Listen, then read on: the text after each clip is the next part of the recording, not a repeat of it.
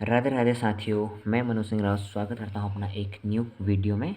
तो गाइस ये वीडियो आज बहुत दिन बाद तो मतलब पेपर वाली आ रही है, क्योंकि इससे पहले मैंने शायद 2-3 दिन पहले शॉर्ट्स तो डालते रहता हूँ मैं कभी कभार। बाकी जितने प्यार आप इसमें इस वीडियो में देते हैं, मैं जितना प्यार शॉर्ट्स में देता हूँ उतना इन पढ़ाई की वीडियो में यानी एजुकेशन वीडियो में दे दिया करो। बाकी बहुत दिन हो गए थे। परसों तो मैंने फिजिक्स में पढ़ाया था decay and growth of current, और आज केमिस्ट्री का पेपर सॉल्यूशन लेके आया हूँ, क्योंकि आपको पता है अब ज़्यादा दिन बचे नहीं हैं पेपर होने में। आज 8 तारीख है, तो फिर उसके बाद लगभग 21 तारीख से हमारा 21 को हमारा फर्स्ट पेपर केमिस्ट्री का है। तो बहुत से भाइयों का मुझे कमेंट आया था या व्हाट्सएप में पर्सनली मैसेज आया था कि भैया वीडियो कब डाल लो। यहाँ की मतलब अपने गाँव साइड के भी बहुत सारे थे। तो अब बहुत दिन बाद मतलब बनाया तो कब के लिए थी मैंने, मतलब पेपर सॉल्व पे तो कब के कर लिया था ये वाला, बट मुझे टाइम नहीं हो रहा था डालने का। तो मैं आज इसको बनाता हूँ, फिर इसको जैसे डाल दूँगा।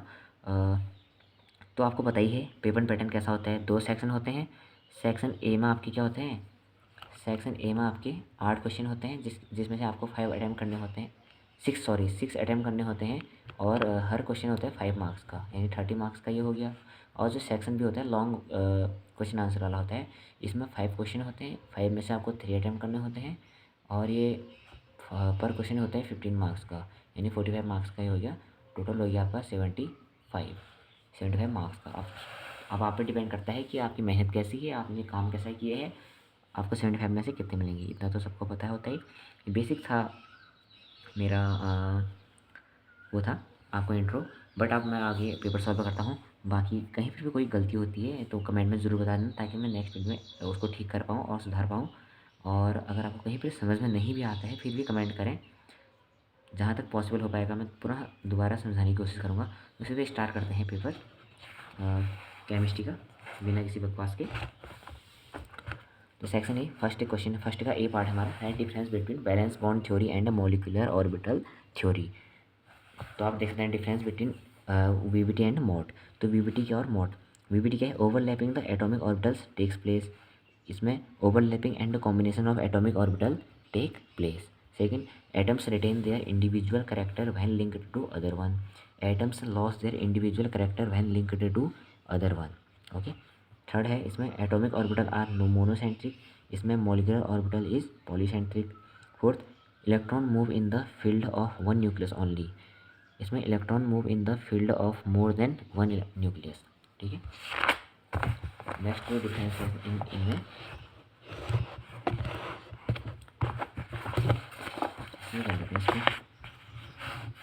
नेक्स्ट डिफरेंस है electron pair are localised between 2 atoms, और इधर electron pair are delocalised over all atoms.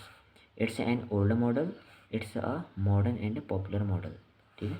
VBT fails to explain the paramagnetic character of B2 and O2 molecules. Each of these molecules is paramagnetic due to the presence of two unpaired electron. वैसे यहाँ MOD can well explain the paramagnetic character of B2 and O2 molecule. या आपको इसमें ये पूछ सकता है what is mod theory, explain difference between mod and VBT. कभी कभार ये भी पूछ सकता है लॉन्ग में, सिर्फ 5 मार्क्स में, 5 मार्क्स। ठीक है। अभी तो यहाँ मे बी 3 मार्क्स का होगा, ये 2 पार्ट है इसमें। और यहाँ पे बी पार्ट है इसका, explain van der Waals forces and interactions. Solve van der Waals interactions are weak intermolecular forces that arise due to temporary और permanent dipoles in molecules. They play a crucial role in determining the physical properties of substances, such as boiling points, melting points, and solubility. These interactions are significant in gases, liquids, and molecular solids. Types of van der Waals interactions. Van der Waals interactions are classified into 3 main types. First है London dispersion forces, इसको और कहते हैं induced dipole. इसके अंदर जो आता है पहला वाला पार्ट है, फर्स्ट है occur between all atoms and molecules even non polar ones. Second, arise due to temporary fluctuations in electron distribution creating an instantaneous dipole. Next, increase with molecular size and surface area. Second है Debye forces यानी dipole induced dipole. इसमें आता है occur between a permanent dipole and a non polar molecule. Second, the permanent dipole induces a dipole in the neighbouring non polar molecule leading to attraction. Third है Keesom forces, that means dipole dipole occur between two polar molecules with permanent dipoles, sorry दिख नहीं रहा होगा आपको। Third बार क्या बताया मैंने, Keesom forces that means dipole dipole occur between two polar molecules with permanent dipoles. Second, the partial positive charge of one molecule attracts the partial negative charge of another. ठीक है, हमारी पार्शियल पॉजिटिव चार्ज है दूसरे molecule को partial negative charge को attract करते हैं। Next second question है, what are interhalogen compounds, describes the types of interhalogen compounds. तो इसमें मैंने दो डेफिनेशन लिखी है, आपको जो बेटर लगती है आप वाला अप्लाई कर सकते हैं। तो फर्स्ट लिखा मैंने इंटरहैलोजन कंपाउंड्स में, interhalogen compounds are chemical compounds formed due to the difference in their electron negativity या इलेक्ट्रोनेगेटिविटी टू और more different halogen combined together to form neutral or ionic compounds. Neutral molecules are called interhalogen compound and ions are called interhalogen ions.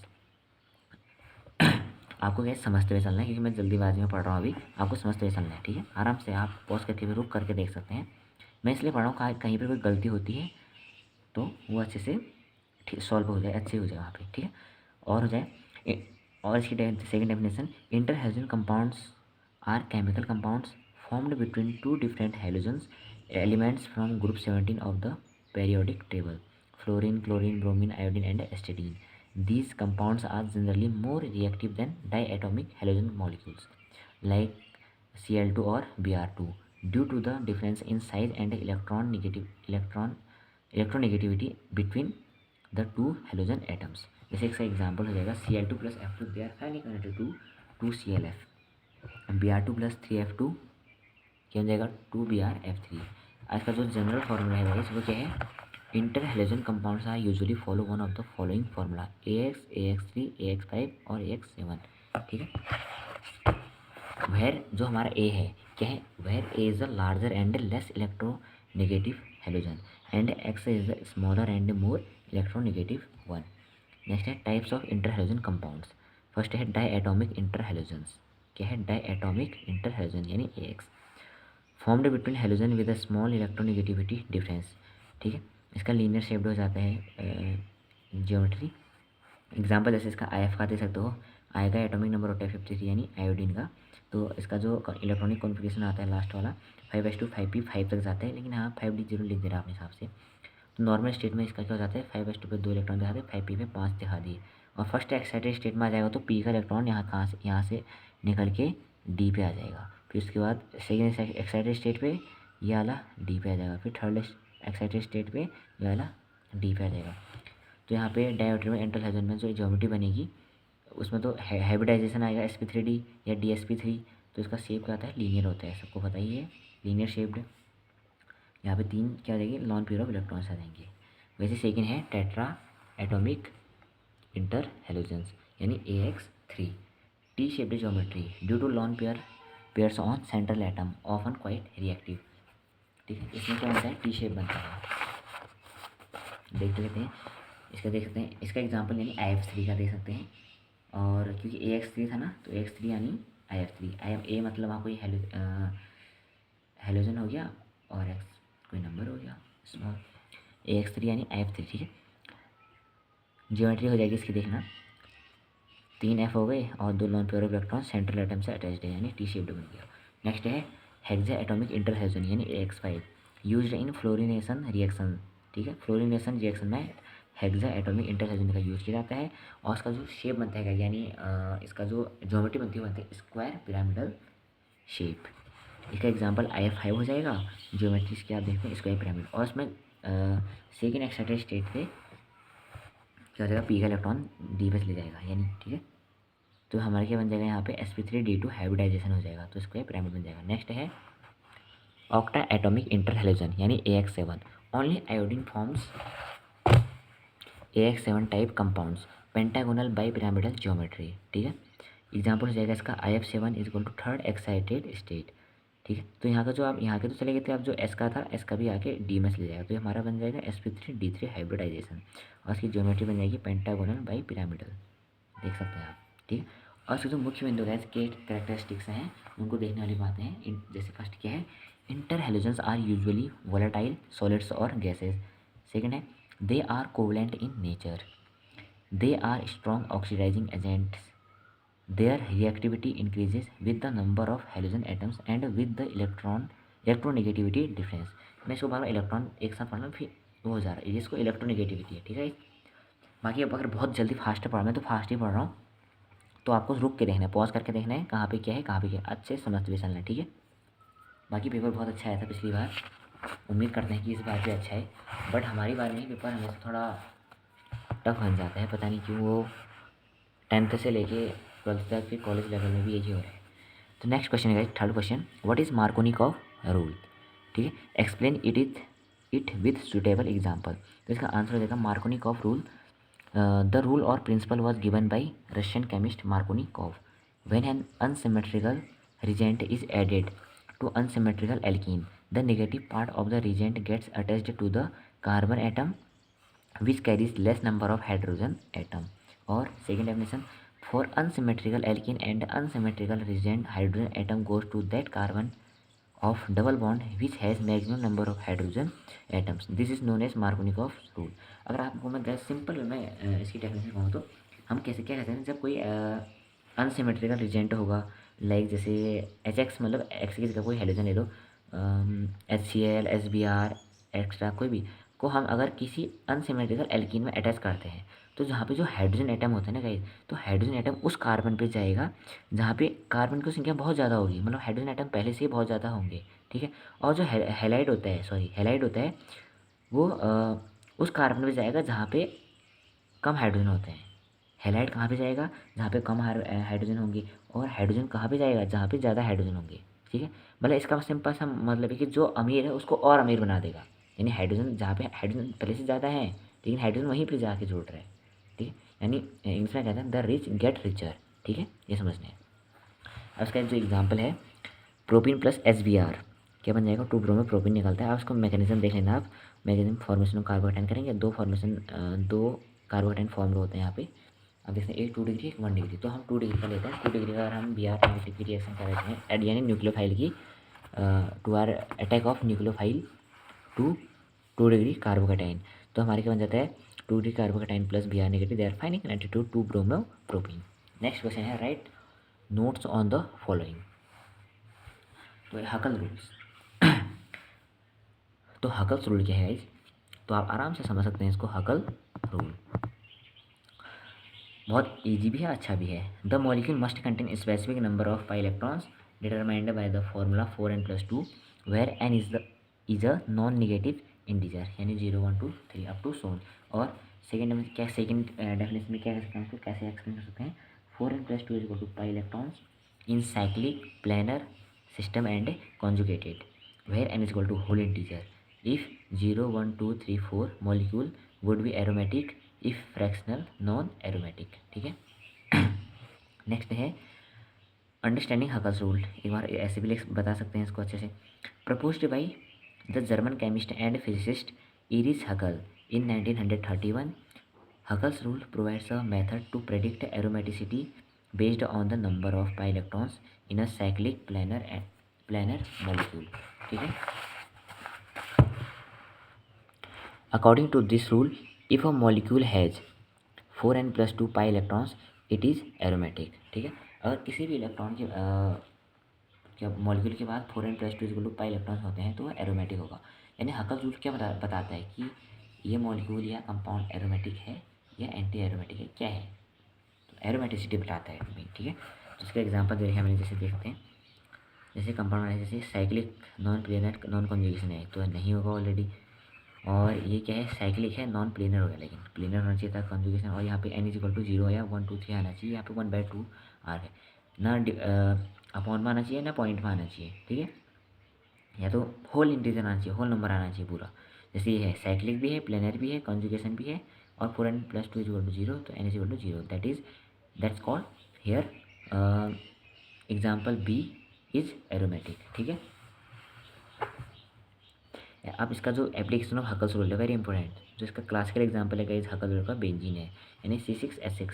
Benzene is a classic example of an aromatic compound, it has 6 pi electrons, setting, अगर हम setting 4n+2 = 6 करते हैं तो we solve for an के लिए solve करेंगे तो उसको हमारा एन 4n = 4 आ जाएगा, क्योंकि 2 इधर आके माइनस आ जाएगा, तो n = 1। तो since n is a non negative integer, benzene satisfy Huckel's rule and is aromatic. Next है साइक्लोब्यूटाडाइन यानी C4H4। This molecule has 4 pi electrons, setting 4n+2 = 4। अगर इसको सेट करते हैं तो हमारा n = 0.5 आ जाता है, जो कि since n is not an integer, कोई इंटीजर नहीं है, पॉइंट मार्क है। तो cyclobutadiene does not satisfy Huckel's rule and is considered anti aromatic, making it highly reactive and unstable. Okay, तो नेक्स्ट बी है, इसका जो बी पार्ट है वो क्या है, स्यूडो ऑर्डर रिएक्शन। तो गाइस पहले तो ये समझ लेना है कि स्यूडो ऑर्डर रिएक्शन होती क्या है, ठीक है। स्यूडो ऑर्डर रिएक्शन यानी हिंदी में है ना छद्म की अभिक्रिया, छल छलावा छल। एक छल वो होते हैं ना जो गाढ़ घेरों में लगते हैं घरों में, वो अलग है, और एक यहाँ अलग है, ठीक है। तो स्यूडो फर्स्ट ऑर्डर रिएक्शन क्या होती है, इसकी भी 2 डेफिनेशन लिखी, मतलब सिंपल वे में इसको समझते हैं। जैसे ना हम कोई रिएक्शन है, उसमें जो मॉलिक्यूलरिटी यानी जो रिएक्टेंट मॉलिक्यूल्स हैं, ठीक है, वो कितने हैं, 2 हैं। और उसकी जो एक्सपेरिमेंटल हमारी क्या आ रही है, ऑर्डर आ रहा है उसका, या एक्सपेरिमेंटल वैल्यू आ रही है उसकी, मतलब कितने हैं उसमें, तो उसकी जो वैल्यू ऑर्डर आ रहा है उसका 1 आ रहा है, और एक्चुअल कितनी है उसकी, एक्चुअल में 2 है, और लेकिन एक्सपेरिमेंटल के बाद कितनी आ रही, 1 आ रही। तो यही छद्मकोटि की विधि है, जो दिखाने का कुछ और होता है, लेकिन जब हम एक्चुअल में करते हैं उसको तो वो कुछ और होता है, ठीक है। तो इसकी डेफिनेशन रहेगी, reaction which appears higher order but experimental result gives noble order called pseudo order reaction. और second, the experimental order of a reaction which is not the actual order of reaction is defined as pseudo order reaction. Let us consider a reaction A plus B is converted to product which the reactant B is present in a large excess. तो इसकी rate क्या हो जाएगा, rate is equal to K into A into B, where K क्या है guys, K है हमारा rate constant, ठीक है, ये भी समझना है। Since B is present in large excess, so its concentration remains practically constant during the reaction. So rate is equal to क्या हो जाएगा हमारा, K डैश इंटू A या K⁻1 या एक कुछ भी कह सकते हो। Thus the actual order of reaction is second, but in practical it is first order. Okay, so the reaction is solid to move a pseudo order. अब इसके एग्जाम्पल समझ लेते हैं। pseudo order का फर्स्ट एग्जाम्पल जो है hydrolysis of ester है। Hydrolysis ester का फॉर्मूला होता है CH3COO(C2H5) प्लस H2 एक्सेस मात्रा में है, और एस हाइड्रोलिसिस कर रहे हैं तो H positive in the presence of H positive, तो हमारा एक एसिटिक एसिड बन जाता है, एक एथेनॉल बन जाता है। Since H2 is in large access, so rate क्या आ जाएगा इसका टू K इंटू CH3COO(C2H5) की पावर 1 आ जाएगी, कुछ नहीं है तो 1 आ गया, तो इसकी ऑर्डर 1 आ गई। वैसे ही हाइड्रोलिसिस ऑफ सुक्रोज, अगर हम सुक्रोज के हाइड्रोलिसिस करते हैं यहाँ पे H पॉजिटिव में कर सकते हो, तो हमारे क्या आ जाएगा, C12H22O11 plus H2O, they are finally connected to 2 molecules of glucose. तो क्या बन जाएगा, रेट K इंटू C12H22O11 की होल पावर 1, तो ऑर्डर आ गया इसका 1, easy. The reaction through of second order is experimentally found to be first order, ठीक है। नेक्स्ट क्वेश्चन है question number 5, what are activating and deactivating groups, explain with example, ठीक है, करते हैं इसको। तो एक्टिवेटिंग ग्रुप्स क्या है, definition, activating groups donate electron density to aromatic ring usually through resonance और inductance effects, making the ring more reactive towards electrophiles. जो एक्टिवेटिंग ग्रुप्स हैं वह अपनी जो इलेक्ट्रॉन डेंसिटी है उसको क्या करते हैं, एरोमेटिक रिंग को प्रदान कर देते हैं, ठीक है। यूजुअली ये किस में देखा जाता है, रेजोनेंस इंडक्टिव इफेक्ट्स में देखा जाता है, making the ring more reactive, जिससे क्या जो रिंग होता है क्या बन जाती है, मोर रिएक्टिव बन जाती है टुवर्ड्स इलेक्ट्रोफाइल्स, ठीक है। Effect on ring, they increase the electron density specially at the ortho and para position. ये होती है हमारी ऑर्थो पोजिशन, ये होती है हमारी पैरा पोजिशन। यहाँ से ये होती है ऑर्थो पोजिशन, ये होती है पैरा। पैरा अपनी जगह पर रहेगा, ऑर्थो चेंज हो, यानी यहाँ के ऑर्थो या तो यहाँ से, अगर यहाँ से काउंट करेंगे तो ये ऑर्थो, यहाँ से काउंट करेंगे तो ये ऑर्थो, ठीक है। एग्जाम्पल आराम से समझ सकते हैं, क्योंकि ऑर्थो और पैरा में ही क्या होगा, इलेक्ट्रॉनों का वो इलेक्ट्रॉन घूमते रहेंगे, ठीक है। और ये इसमें क्या होता है, ये इलेक्ट्रॉन डेंसिटी को बढ़ाता है, कौन, एक्टिवेटिंग ग्रुप्स। नेक्स्ट है डीएक्टिवेटिंग ग्रुप्स, और जो मैंने पीछे एग्जाम्पल था उसको आराम से आप समझ सकते हैं, इतना टाइम नहीं इसको समझाने का, तो बट आप इसको समझ सकते हैं। नेक्स्ट है डीएक्टिवेटिंग ग्रुप्स। डेफिनेशन क्या हो जाएगी इसकी? Deactivating groups withdraw electron density from the ring, usually resonance और inductive effects making the ring less reactive towards electrophiles. ठीक है, तो इसमें जो इलेक्ट्रॉन डेंसिटी है वो विड्रॉ होती है किसमें? डीएक्टिवेटिंग ग्रुप्स में। Effect on ring, they reduce the electron density especially at the ortho and para position, so they often direct new substituents to the meta position। उसमें तो ऑर्थो और para position में electron का सब वो घूमते थे, इसमें क्या होता है? ऑर्थो पैरा पोजिशन में होता है बट इसमें जो इलेक्ट्रॉन डेंसिटी वो रिड्यूस होती है, घटती है, तो जो नया सब्स्टिट्यूएंट बनता है वो मेटा पोजिशन पे बनता है। ठीक है, मेटा पोजिशन हमारी ये होती है। ओके, एग्जाम्पल है, आप इसको आराम से समझ सकते हैं, कहीं पे कोई दिक्कत आती है दोबारा बता सकते हैं। और ये यही एग्जांपल आपके 12th में भी थे, आप पढ़ते भी आ रहे हैं, पिछले सेम में भी पिछले सेम में तो नहीं थे, 12th में थे बट आप समझते आ रहे हैं, क्योंकि रेजोनेंस है ना, स्ट्रक्चर चेंज होते जाएगा, बस इतना ध्यान रखना है आपको। नेक्स्ट क्वेश्चन है, define order and molecularity of the reaction, give difference between order and molecularity. तो इसका आंसर हो जाएगा, फर्स्ट है ऑर्डर ऑफ रिएक्शन। तो ऑर्डर ऑफ रिएक्शन किसे कहते हैं? Order of reaction is the sum of powers of concentration terms in the rate law. It tells how the rate depends on the concentration of reactants and is determined experimentally. It can be zero, first, second और even fractional. ठीक है, for a reaction 2a plus B is connected to product. ठीक है, तो rate law क्या आ जाएगा हमारा? Rate law is equal to K into A to the power M and B to the power N. तो ऑर्डर ऑफ रिएक्शन क्या हो जाएगी? क्योंकि हमको sum of power concentration powers कहते हैं ना, ऑर्डर जो होती है ये होते हैं सम ऑफ कंसंट्रेशन पावर, तो हमारे rate of order of reaction क्या हो जाएगी? M plus N. नेक्स्ट है molecularity of reaction. Molecularity of an elementary reaction is defined as the number of reactant molecules involved in a reaction. मतलब एक एक elementary reaction में कितने reactant molecules present हैं, वो क्या हो जाता है? उसका मॉलिक्यूलरिटी हो जाती है। It can be unimolecular, bimolecular और trimolecular. It is always a whole number and can't be zero. ये कभी जीरो भी नहीं हो सकता, अगर जीरो होगा तो प्रोडक्ट बनेगा ही नहीं, रिएक्शन होगी ही नहीं, सीधी सी बात है। एग्जाम्पल 2NO प्लस O2, यहाँ पे 2 है ना, तो इसकी मॉलिक्यूलरिटी कितनी आ जाएगी? 2 आ जाएगी, बट यहाँ पे एक प्रोडक्ट बन गया, क्या होगा? 2NO2, तो कितना आ जाएगा? पूरा ट्राईमोलिकुलर रिएक्शन होगी, क्योंकि इसमें 3 मॉलिक्यूल्स है ना, 2NO plus O2 2NO2। Next आता है difference between order and molecularity या मॉलिक्यूलरिटी एंड ऑर्डर। ठीक है, यही देखा है, 2 बार लिख दिया मैंने, order and molecularity. Order molecularity, तो sum of powers in the rate law order होता है। Molecularity, number of molecules in an elementary step, can be zero, whole number and fractional, always a whole number, 1 2 3। This is experimental concept, this is theoretical concept, defined for overall reaction, defined only for elementary reaction. तो हमारा ये भी हो चुका है।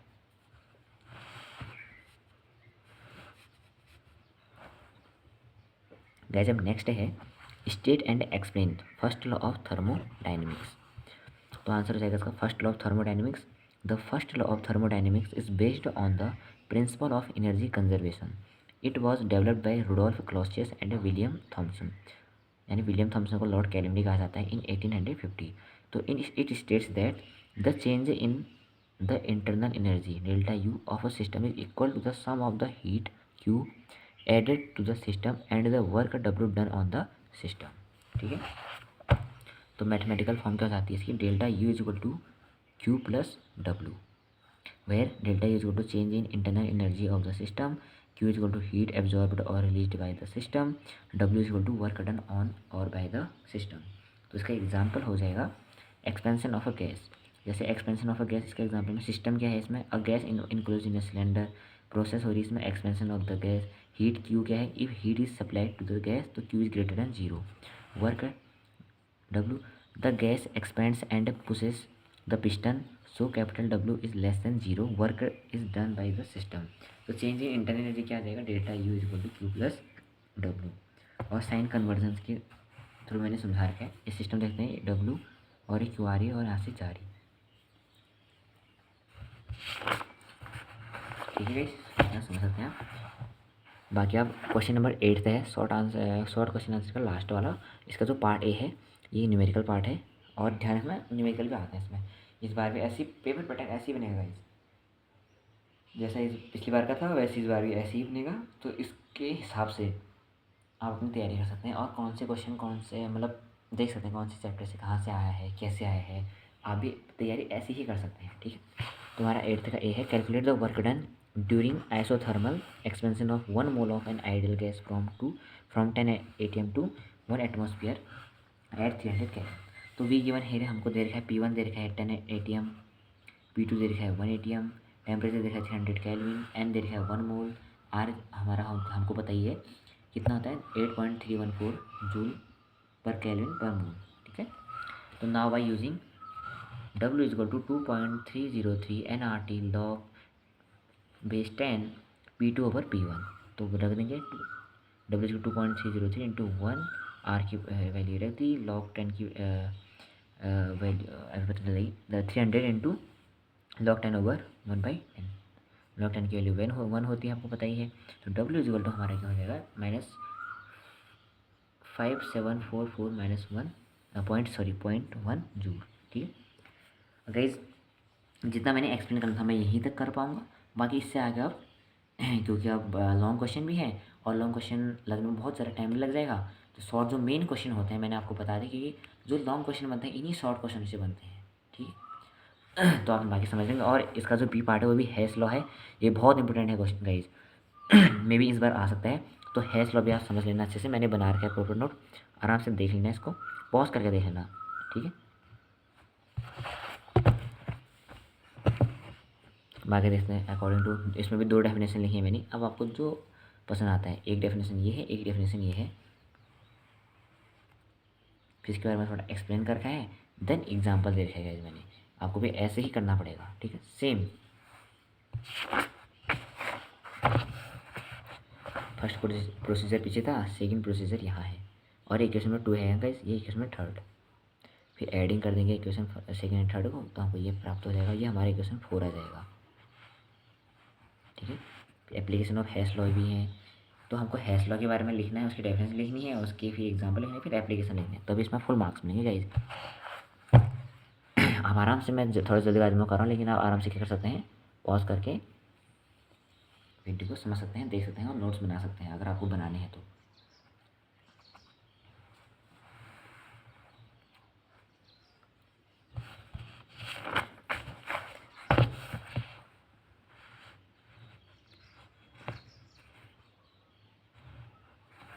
आराम से देखते हैं। तो हमारे यहाँ पे सेक्शन 1 खत्म हो जाता है, अब आता है हमारा सेक्शन बी, ठीक है। सेक्शन बी में देखते हैं आप, मॉलिक्यूलर ऑर्बिटल थ्योरी है, O2 का बनाना है डायग्राम, 9th का ए है ये भी। तो आप डायग्राम देखते हैं, आप केवल यहाँ 2S से ही बनाना, मैंने यहाँ 1S से बना रखा है, बट कोई बात नहीं। तो मैंने अपने समझने के लिए ज़्यादा अच्छे से बनाया, बट आपकी अगर आपको होता है तो आप 2S से बनाया, ज़्यादातर बुकों में 2S से बनाया जाता है, अगर 2P वाले होते हैं तो तब। तो आप 2S से ऊपर को बना सकते हैं इतना।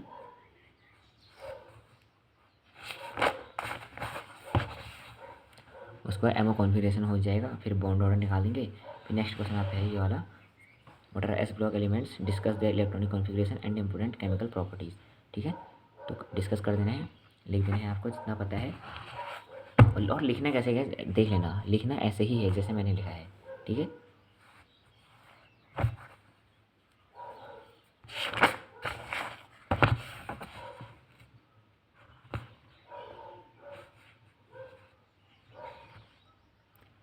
फिर important chemical properties S block elements के देख सकते हैं आप।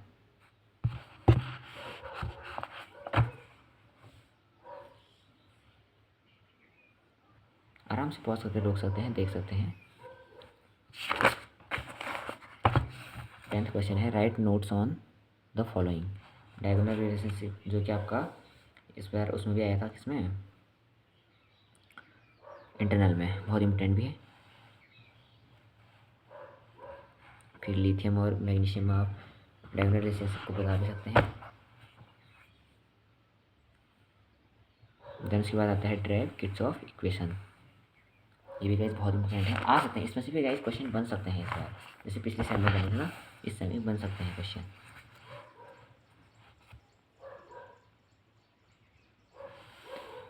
आराम से समझ सकते हैं आप इसको। कहीं पर कोई दिक्कत होती है तो आप कमेंट में ज़रूर बता दें। और गैस सेकंड सेम का जो पेपर होता है बहुत लेंदी होता है, लिखना बहुत ज़्यादा हो जाता है ना इनमें। जैसे जैसे सेम बढ़ते जाएंगे वैसे वैसे आपको ज़्यादा थोड़ा एक्सप्लेन करते रहना पड़ेगा, ठीक है। क्योंकि फर्स्ट सेम में ऐसा होता है, फिर इनट पेयर इफेक्ट हुए अच्छे देख लेना कि फर्स्ट सेम में ऐसा होता है, नए नए स्कूल से आए रहते हैं, स्कूलों से आए रहते हैं, कोई हिंदी मीडियम से होता है, कोई इंग्लिश से होता है, तो कोई मतलब वहाँ हिंदी मीडियम वालों के लिए तो पहले स्टार्टिंग में बहुत टफ होता है, बट बाकी बाद में आदत पड़ जाती है तो फिर अच्छा लगने लग जाता है। फिर 11th क्वेश्चन ये है, explain the oxidation reaction of alkynes. फिर रिएक्शन हो जाएगी, ठीक है। नेक्स्ट उसके बाद आता है गाइस, ये बहुत इंपॉर्टेंट है, Baeyer strain theory. What is Baeyer strain theory, ठीक है। इसको भी अच्छे से देख लेना। अगर कहीं पर कोई दिक्कत आती है तो कमेंट में आप ज़रूर बता देना।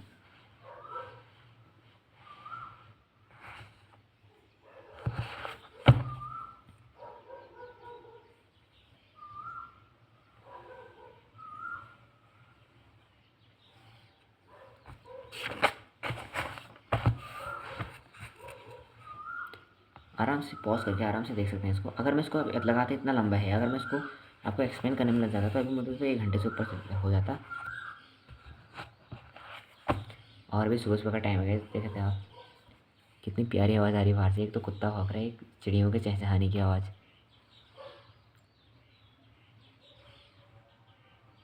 और फ्रीडल क्राफ्ट है, रिएक्शन बहुत इंपॉर्टेंट गाइस, और अच्छा भी इजी भी है, एल्काइलेशन और एसाइलेशन।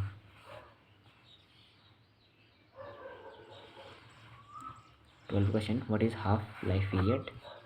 हाफ लाइफ पीरियड क्या है, पॉज करके आराम से समझ सकते हैं। फिर इसी का एक न्यूमेरिकल पार्ट, इसका बीच part, what do you understand by catalyst, give general characteristics of catalysed reactions, ठीक है। तो आराम से करते हैं, इसके बाद कुछ नहीं, इतना ही तक लिखा है, आराम से समझ सकते हैं इसको। यहाँ पे इक्विलिब्रियम है, यहाँ पे इफेक्ट है।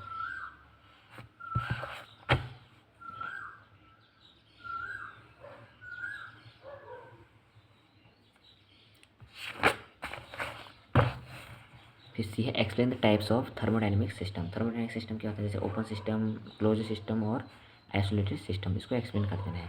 ये बहुत अच्छा क्वेश्चन है, इस बार आ सकता है 100%।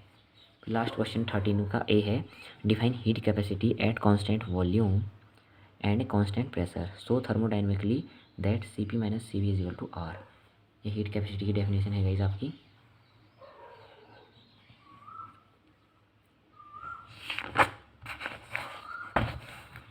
Heat capacity at constant volume,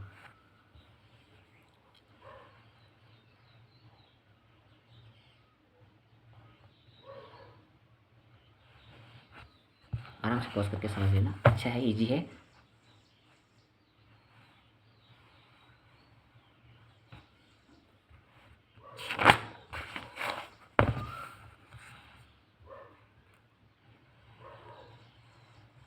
फिर एक्सप्लेन द, जो बी पार्ट है, explain the mechanism of nitration in benzene. तो नाइट्रेशन इज बेंजीन में दिखा देना है, जो कि बहुत इजी भी है, अच्छा भी है। तो कभी बार ऐसे क्वेश्चन में आने चाहिए। ऑर्गेनिक केमिस्ट्री है गई, अगर आपको ऑर्गेनिक केमिस्ट्री समझ में नहीं आती तो आप मुझे कमेंट में जरूर बता देना। एट क्लास में उसको आपको एक्सप्लेन अच्छे से एक्सप्लेन कर दूँगा, वही ऑर्गेनिक केमिस्ट्री वाले चैप्टर जितने भी हैं उसमें, मतलब जितने टॉपिक हैं उसमें, ठीक है। 2 हैं, एक एलिफेटिक एक एरोमेटिक वाली, ठीक है। तो पेपर यहाँ पे होता है सॉल्व ख़त्म। तो बाकी आपको, अगर आपको कैसा लगा कमेंट में ज़रूर बताना गाइज, और कहीं भी समझ में नहीं आता है तो बता देना। तो है होप कि मैं नेक्स्ट वीडियो में और अच्छा कर पाऊँ। बाकी मिलते हैं नेक्स्ट वीडियो में, तब तक के लिए अपना ख्याल रखिएगा। राधे राधे।